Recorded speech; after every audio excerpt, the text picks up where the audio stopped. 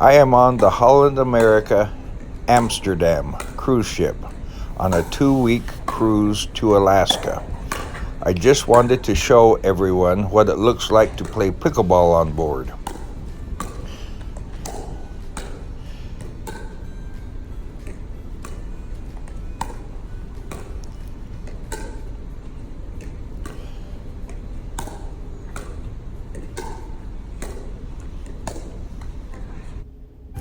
Look at this serve.